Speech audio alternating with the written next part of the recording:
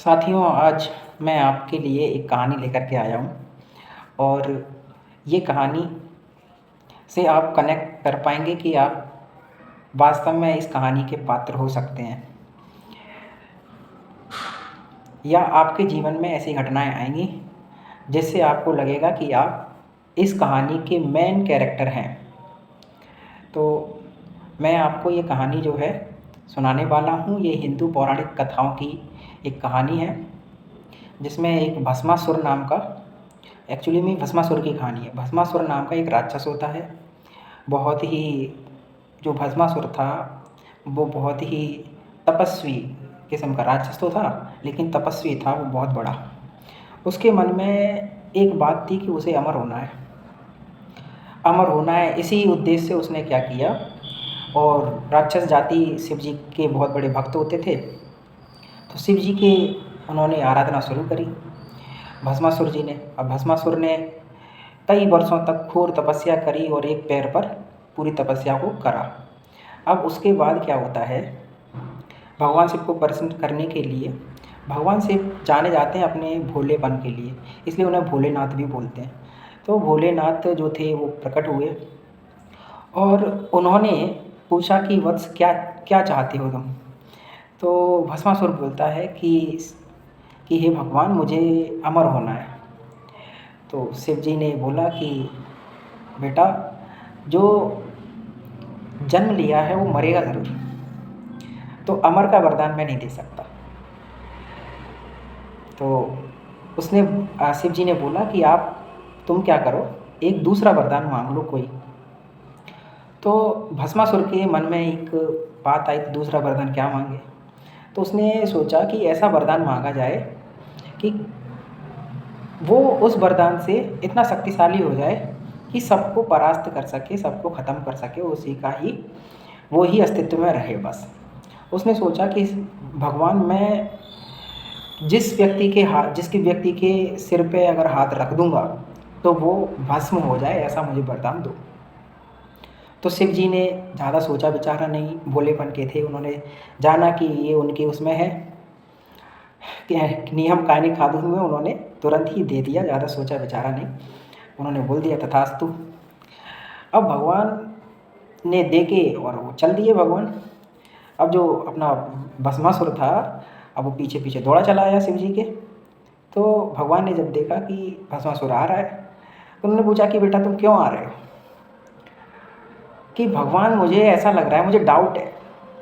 क्या डाउट है? कि मैं ये मतलब एक्सपेरिमेंट करना चाहता हूँ, जो आपने मुझे वरदान दिया है इसको मतलब प्रूफ करना चाहता हूँ। तो क्यों ना आपके सिर पर रख के ही ये चेक किया जाए कि ये वरदान सही है कि नहीं है।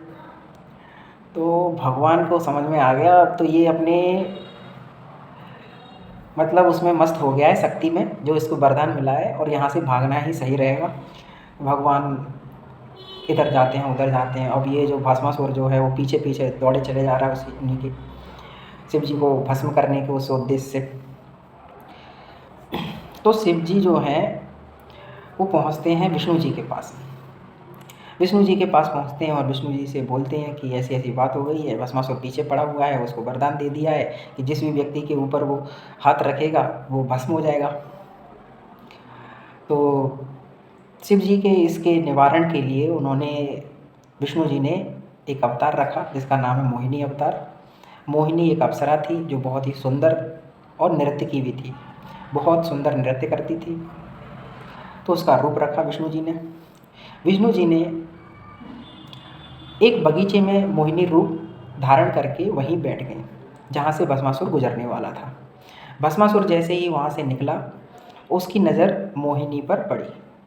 तो मोहिनी पर जब उसकी नज़र पड़ी तो वो बिल्कुल उसके सुंदरता से बिल्कुल लोग उसमें आ गया, प्रेम में आ गया। उसने सोचा कि अगर ऐसी मतलब स्त्री मिलती है तो उसका मतलब विवाह हो सकता है उसके साथ में, है ना।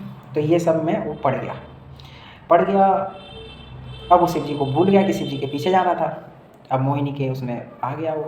मोहिनी जी से उसने प्रस्ताव रखा, प्रपोज़ कर दिया कि मुझे आपसे शादी करनी है।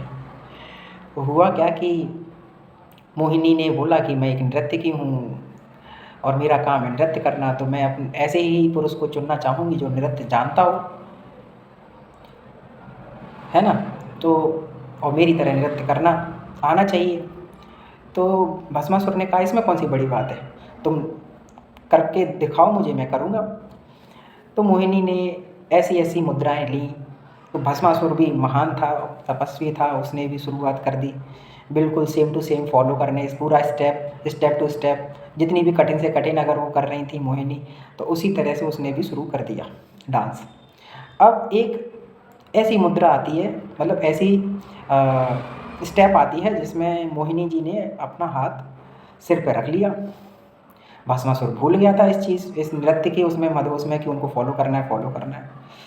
उन्होंने अपना हाथ, जैसे ही मोहिनी ने अपने हाथ रखा अपने सिर पर, वैसे ही भस्मासुर ने भी अपना हाथ सिर पर रख लिया, वो भस्म हो गया। तो साथियों, ये जो भस्मासुर की कहानी है, सुनने में जितनी सिंपल लग रही है, उसका इसका डीप मीनिंग है। डीप मीनिंग ये है कि आज के समय में हम सब लोग कहीं ना कहीं एक तरह से भस्मासुर ही है। कैसे कि जो व्यक्ति आपको सिखाता है, हम उसी को भस्म करने में तुले हुए हैं। तो इसका बहुत डीप मीनिंग है, आपको समझना चाहिए। ऐसी कई कथाएं हैं जिससे हम बहुत कुछ जान सकते हैं, समझ सकते हैं। तो इससे एक तो यही हमें समझ में आता है कि मतलब जिससे हम सीख रहे हैं उसको भस्म करने में लगे हुए हैं। दूसरी, इसमें एक डीप मीनिंग ये है कि आप कोशिश करें कि अगर किसी पे दया कर रहे हैं, अगर दयालुता का भाव है आपको, तो उस पर इतनी दया ना करें कि वो आपको भस्म करके चले जाए। तो ये डीप मीनिंग है इसमें। दूसरा मीनिंग ये है कि कभी भी हाँ, एक मीनिंग और है कि कुछ हमें ऐसे मोहिनी भी मिलते हैं अपने जीवन में। मोहिनी विष्णु की तरह, भगवान विष्णु ने जो मोहिनी अवतार लिया उसकी तरह हमें कुछ ऐसे व्यक्ति भी मिलते हैं जो हमें उस सिचुएशन से निकाल लेते हैं। जब हम बहुत ही उसमें पढ़ते हैं तो उस सिचुएशन से हमें निकाल देते हैं। अगर आपने दयालुता करी है तो आपको ऐसे ऐसे लोग मिलेंगे जो आपको समझाएंगे, बुझाएंगे, मतलब समझाएंगे, तो उससे आप निकल सकते हैं उस रास्ते से।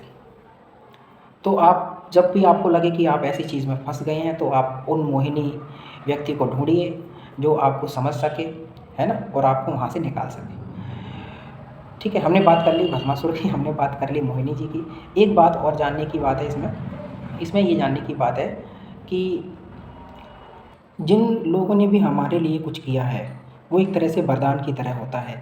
अगर हम उन्हें खुद से ही अगर उन्हें भस्म करने का प्रयास करेंगे तो हम खुद ही भस्म हो जाएंगे। तो इस बात का ध्यान रखें, विशेष ध्यान रखें कि अगर आप जिन्होंने भी आपके लिए कुछ किया है उनकी रिस्पेक्ट करें, उनसे मिलते जुलते रहें, उनसे समझ लें, सीख लें, और अपने आप को मतलब अभिमान नहीं करना है, अहंकार नहीं करना है, नहीं तो वो विनाश का कारण आपका हो सकता है। ये हमारे दैनिक जीवन में ऐसी बातें होती रहती हैं, हमें समझ में नहीं आती हैं, और इस कहानी से हम ये बिल्कुल सीख सकते हैं। कभी कभी क्या होता है कि हमें विश्वास नहीं होता है, या मैं तो जो आपको बता रहा हूँ ये कहानी हम बहुत पहले भी देख चुके हैं, लेकिन इसका जो मीनिंग है वो समझने में टाइम लगता है। आपको कोई बताता है या आप कहीं पर से पढ़ते हैं तभी आप समझ पाते हैं, और फिर कोरिलेट कर पाते हैं जब आपके जीवन में भी ऐसी चीज़ें कुछ होती हैं। तो इसलिए अगर आपको कोई समझा रहा है, कुछ बुद्धि दे रहा है, तो उसकी रिस्पेक्ट करिए और उसी चीज़ को लेकर के आगे बढ़िए, प्रोग्रेस करिए, और उन लोगों का हमेशा ही रिस्पेक्ट करना है। तो धन्यवाद साथियों, आपने मेरी इस कहानी को बहुत अच्छे से और ध्यानपूर्वक सुना। मिलते हैं कोई अगली कहानी को लेकर के, तब तक के नमस्कार, अपना ख्याल रखें और एंजॉय करें। धन्यवाद।